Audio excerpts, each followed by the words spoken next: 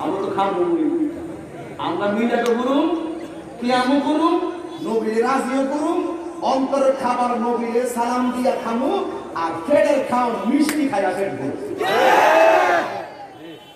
রাতের বেলা শুইছি জানালা খুইলা রাখছি দক্ষিণে বাতাস আসবে আর নিয়ত করছি অন্তরে ফজরের আজানটা হইলে মসজিদে যাবো সারা রাত বাতাসও খাইলাম ঘুমায় থাকা নফল ইবাদতের সওয়াবও খাইলাম আর তোমরা তো প্রথম জায়গায় পেবা বাতাসটা লাগে দরজাটা খুলি রে ইচ্ছে মতো নাক টেনে ঘুমাইবা আর নফল নামাজের সওয়াব পাইতে না আমরা নিয়তের মধ্যে সব হাসিল করি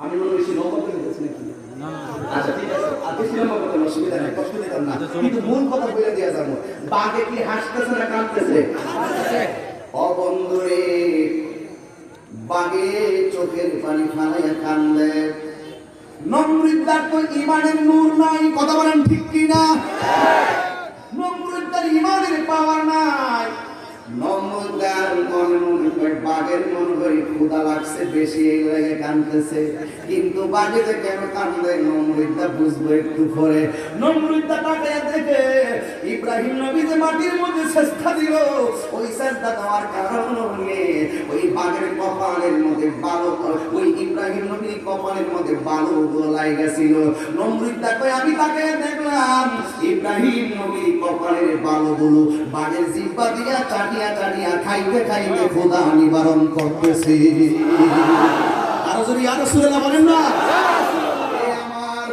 পানিউমদার বন্ধুরানি ও নোরানি সুন্নি সংগঠন এলাকাবাসীর বাবারা কি ভাষায় বয়ান করে মিলাদুন নবী বুঝবেন এবার ইন্দিমিন টাইমে ওই নমরুদ্দা তাকায় দেখে ইব্রাহিম নবীর খাইব দুধের কথা ইব্রাহিম নবীর কপালের দুলা বালিগুলো খাইতেছে বাগে এবার নমরুদ্দা ডাক দিয়ে কয় ও বাপ করে দিছি ইব্রাহিম নবীর খাইবার লাইগা তুই ইব্রাহিম নবীর কপাল পরিষ্কার কইরা দেস আর তুই দুলা বালি খায়া খায়া জ্বালানি বাইতাছ বাগে তখন কথা বলতে পারে না বাগে আল্লাহ ডাক দিয়ে কয় আল্লাহু আকবার জোরে বলা লাগবে ডাক দিয়ে কয় আল্লাহ গো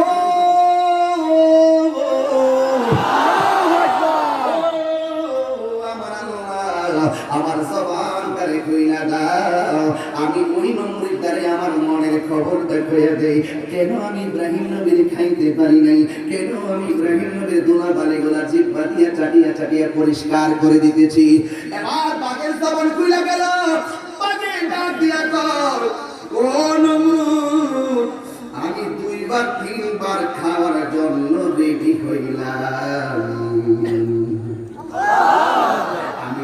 শেষ পর্যন্ত ওই চেহারায় আঘাত করতে গেছে গো তখন আমি ইব্রাহিম নবীর কপালের দিকে তাকায়া দেখলাম আখিরি জামানার পয়গম্বরের রহমতের নূর মুবারক দেখা যায় আল্লাহু আকবার ইয়া রাসূলুল্লাহ মুফতি কে আসে দেয়া তাইনি সাহেব রহমতে আলম নূরে মুজাসসাম রহমতে আলম নূরে মুজাসসাম সাহাবীরা আতর বানায় ওই নবীদের ঘাম বলো না সাহাবীরা আতর বানায় ওই নবীজির ঘাম কি খারাপ লাগে আপনাদের চিনো জানো মানো কেমন আমার নবীজি যাহার প্রেমে পাগল চন্দ্র তারকারাজি চিনো জানো মানো কেমন আমার নবীজি যাহার প্রেমে পাগল চন্দ্র তারকারাজি তোমরা আরো শুনবানি পানি উমদাবাসী আরো শুনবানি এ বাহুবলবাসী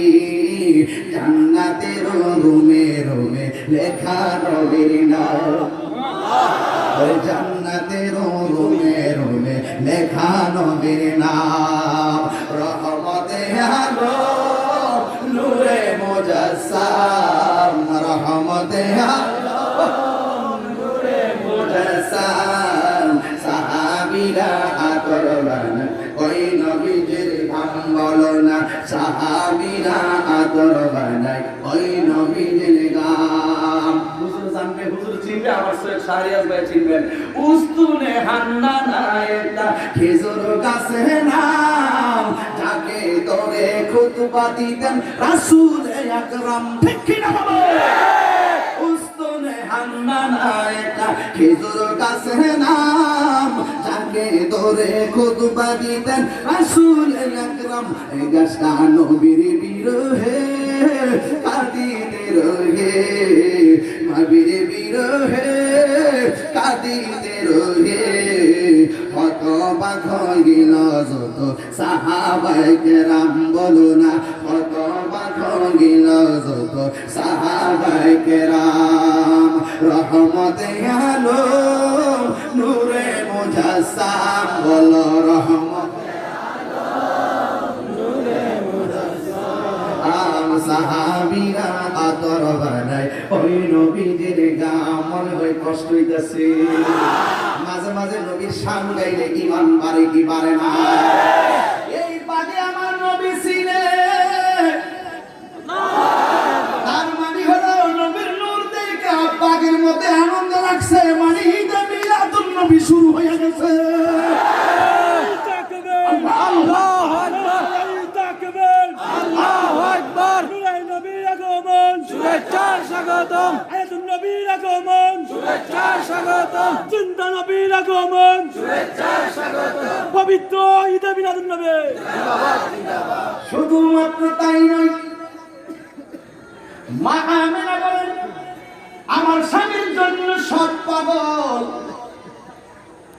আমি একটু মনে মনে ভাবলাম, মনোযোগ এদিকে এদিকে, আমার স্বামীর জন্য কেন সবাই পাগল ছিল?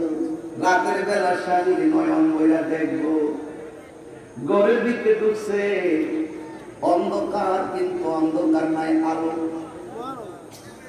মা আমেনা বলেন আমি দেখলাম চাঁদের আলো নাই, সূর্যের আলো নাই, অন্য কোন আলোর বিকল্প ব্যবস্থা নাই, কিন্তু আমি তাকে দেখলাম যে আলো আসতেছে, এটা আমার স্বামীর কপাল মোবারক থেকে আসতেছে। একেবারে নবী সম্মান করে। মা মেনাকে এত সুন্দর আমি আর থাকতে পারি নাই। আমার স্বামী আমি জড়াইয়া ধরলাম, আর স্বামীর কপালের মধ্যে নূর মুবারকের বরাবর একটা চুমা দিলাম। হঠাৎ করে দেখলাম মুখটা যেন কোথায় চলে গেল। রাতের বেলায় ভালোবাসা বিনিময় করে আমি ঘুমাইলাম, ঘুমিয়ে করে স্বপ্নে দেখি কে যেন আমার আয়েশা কইতেছে, আমেনা তুমি তো চুমা দিলা না, আল্লাহর হাবিবের নূর মুবারক তোমার মাঝে শুভ আগমন করেছে। এবার মা আমেনাকে আমি খুশি, এটার নাম ঈদে মিলাদুন নবী। মিলাদুন নবীর মানে নাই বুঝে না, যুগে যুগে নবীর পাইয়া সবাই খুশি। ওই মা আমেনা বলেন আমি দেখলাম, আমি সংবাদ পাইয়া দিন বললাম, একদিন রাতের বেলা আমি দেখি এই আজকে রাত্রটা, এই রাত্র কি শেষ রাতে আমি দেখলাম আমার ডান পাশে একটা মহিলা, বাম পাশে একটা মহিলা, সামনে একটা পিছনে আর একটা মহিলা, চারজন দাঁড়ায় রইল। আমি জিগাইলাম কেডা গো? তারা কই আমি কইলাম জান্নাতি মহিলা। কেন এসেছে? ওই এসেছে একটা মাত্র কারণে, কারণ আমার আল্লাহ পাঠাইছেন কিছুক্ষণ পরে রাহমাতুল লিল আলামিন দুনিয়াতে আসবে, আমাদেরকে জান্নাতি হাতে ওই রাহমাতুল লিল আলামিনের নূর মুবারক রিসিভ করার জন্য আমার আল্লাহ রাব্বুল আলামিন আমাদেরকে পাঠিয়ে দিয়েছে। আর জবান খুলে কন্না আল্লাহু আকবার। এই জন্য যুবক আমার নবী ঠাকুর কিনা বলেন খুব সাবধান। মা আমেনা কয় আপনারা চারজন কি চিনছি, কিন্তু আপনাদের সঙ্গে কারা কারা? ওই চারটা জান্নাতি মহিলা করে আমেনা এরা অন্য কেউ না, এরা বড় জান্নাতি হুরের বাহিনী। এরা হুর, এরা কি হুর আসছে নবীর শুভ আগমনে। জান্নাতি চারটা মহিলা আসছে নবীর শুভ আগমনে। এর মানে হলো ঈদে মিলাদুন নবী শুরু হয়ে গেছে। এই যুবকের দল মা আমেনা বলেন আমি দেখলাম নবী সাদিকের টাইমে আমার নাভি মোড়ের বাম দিক দিয়ে একটা নূরের জ্যোতি বাহির হয়েছে। আল্লাতি রাহমাতহা আসুর শাম। আমি দেখলাম ওই নূরের আলোতে শাম দেশে প্রাসাদ আলোকিত হয়ে গেছে। একটু পরে আমি আমার সামনে তাকাইলাম, সামনে যেই মাত্র তাকাইলাম সামনে তাকায়া দেখতেছি সদ্য সাত একটা নূরের পুতুল। কেন তাহিরি নবী নবী করে, কেন ফানি উন্দার মানুষ নবী নবী করে? আমার নবী জীবনে কতবার কষ্ট পাইছে, এরপর নিজের জন্য নবী কাঁদে নাই। আমার নবীর তাহিরের জমিনে পাথর মাইরা রক্তাক্ত বানাইছি, এরপর নবী নিজের জন্য কাঁদে নাই। উহুদের জমিনে নবীরে দন্ত মোবারক ভাঙ্গা বানাইছে, এরপর নবী নিজের জন্য কাঁদে নাই। আমার নবীরে মক্কা থেকে মদিনায় পর্যন্ত পাঠাইছে, এরপর নবী নিজের জন্য কাঁদে নাই। মা আমেনা বলেন, আমি দেখলাম সত্য জাতি একটা নূরের পুতুল নাকটারে কপালে তারে জমিনে লাগাইয়া উম্মতি উম্মতি বইলা কাঁদতেছে। জবান খুলে বলল আল্লাহু আকবার, আল্লাহু আকবার। মা আমেনা বলেন, আমি একটু ধরতে গেলাম সন্তানটারে। এ বাবা, আমাদের দেশে দুইটা পদ্ধতিতে সন্তান হয়, একটা হলো নরমাল আর একটা হলো সিজার। যেই প্রক্রিয়াতে সন্তান হোক না কেন, দেখবেন সন্তানটা পেট থেকে কেটে বের করে অথবা ভূমিষ্ঠ হওয়ার পরে সন্তানটা রক্ত মাখা শরীরটা লইয়াই মায়ের বুকে দিয়ে দেয়। দাইমা সন্তানটারে তুলে নিয়ে বালুকিরা পরিষ্কার করে না হয়। আবার সিজারে যারা হয় এদেরকেও দেখবেন তুলা দিয়ে মোড়াইয়া অথবা এমনি নিয়ে মায়ের বুকের মধ্যে রেখে দেয়। কেন জানেননি? কারণ মা বলে সেটা হলো মায়ের বাসার কথা, আমার কথা না। কারণ আমার জীবনটা দিয়া দিলেও মায়ের প্রসবের সময় দেখার কষ্ট আমি বুঝবো না, আমার বোঝার ক্ষমতা সেটা নাই। কোনো মাকে জিজ্ঞাসা করিল বাচ্চা হওয়ার পরে তোমার কুলের ভিতরে যখন সন্তানটা দেয় তোমার অনুভূতি কি?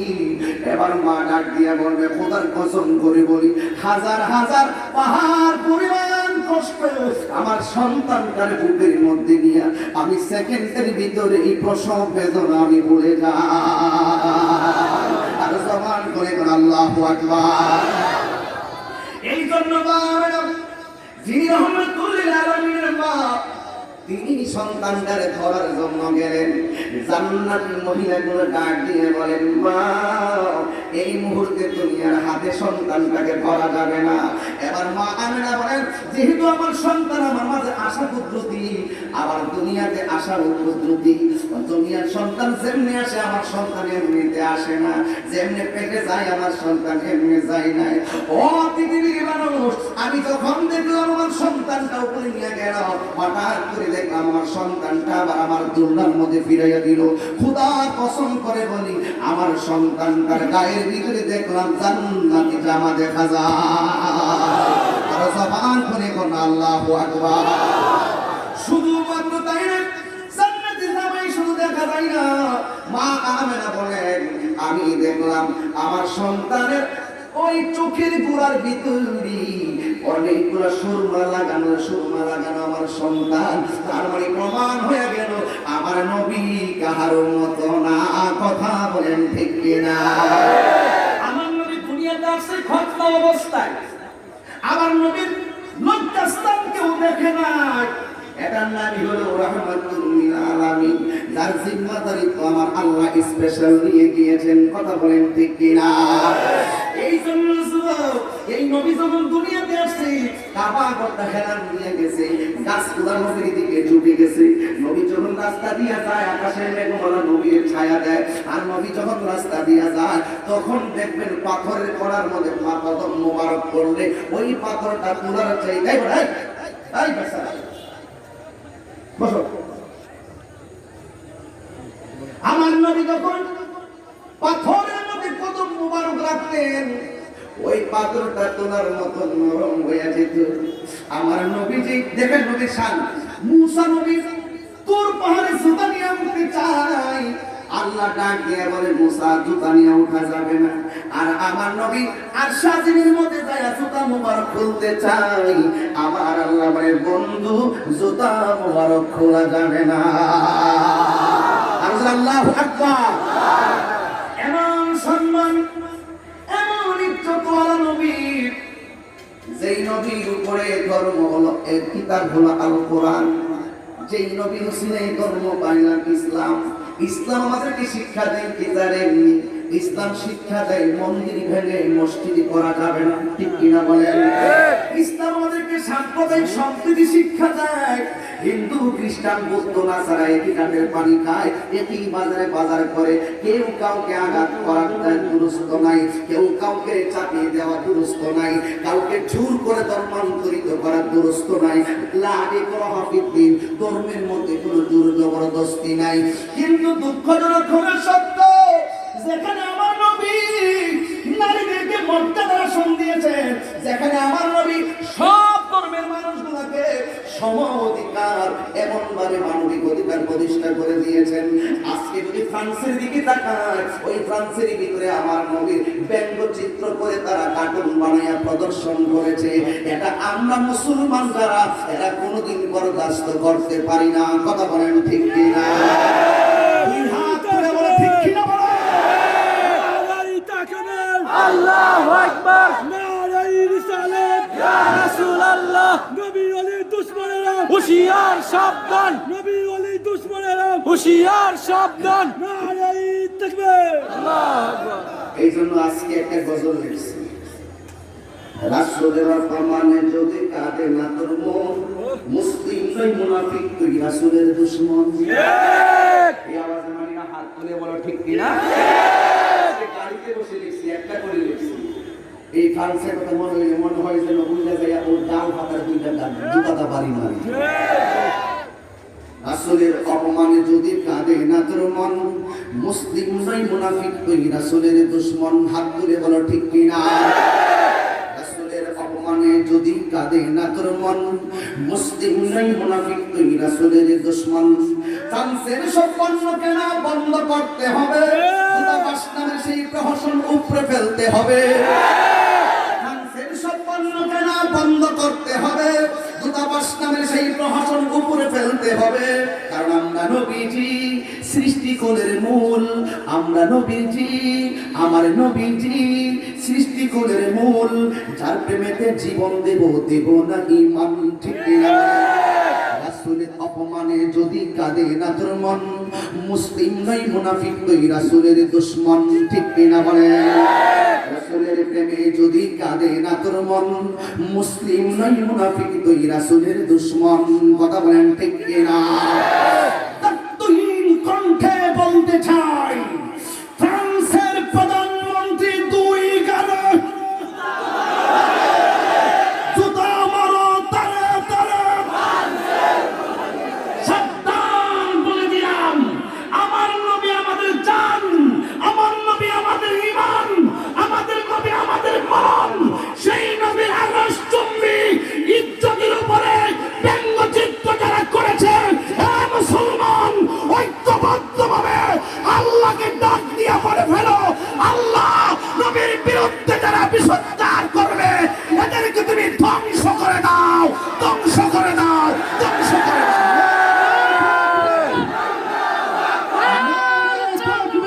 আল্লাহু আকবার, নারায়ে রিসালাত, ইয়া রাসূলুল্লাহ। আহলে সুন্নাত ওয়াল জামাত জিন্দাবাদ, জিন্দাবাদ, জিন্দাবাদ, জিন্দাবাদ। আহলে সুন্নাত ওয়াল জামাত বিশ্ব নবীর শত্রুরা হুশিয়ার সাবধান, হুশিয়ার সাবধান, বিশ্ব নবীর শত্রুরা।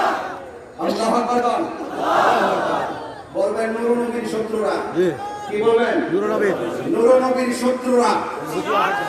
এখন যদি আপনি বলেন হুজুর ফ্রান্সে কি করলো, এইগুলো নিয়ে বাংলাদেশের প্রতিবাদের কি হবে? আমি বিশ্বাস করি আমার হুঙ্কার হয়তো ফ্রান্সের প্রধানমন্ত্রী শুনবে না, কিন্তু আমরা যে নবীর পক্ষে কান জড়িয়ে প্রতিবাদ করছি, আমার নবী দেখার ক্ষমতা আছে না? না প্রতিবাদ করো। রাসূলের জন্য যদি কাঁদে না তোর মন, মুসলিম নয় মুনাফিক তুই রাসূলের দুশমন, ঠিক কিনা বলো? এটাই ফাইনাল কথা। যাদের সামনে এই কথাগুলো বললে বলবে হুজুর বাংলাদেশের এই অস্থির পরিবেশ কেন সৃষ্টি করছেন?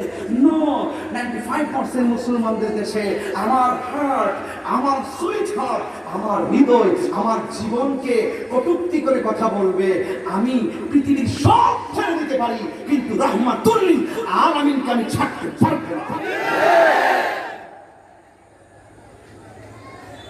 কি বলেছিলাম? যেই নবী দুনিয়াতে এসে উম্মতের জন্য কেঁদেছে। আমি মনে হয় বেশি বলে ফেলেছি। 3 মিনিট আমাকে অন্য একটা সময় দিতে হবে। কবিদের অনুরোধ আমি কেঁদেলাম বলে আমি চাই আজকে আমরা সবাই মিলে একটু দোয়া করে যাবো। রাজি নেই? রাজি নেই? দোয়া না করে থেকে যাইবেন হাত তুলে। আচ্ছা, তাই না মোটামুটি সময় দোয়া করে যাবেন। তাই না আমি 3 মিনিট কেন বলতে পারি? কিন্তু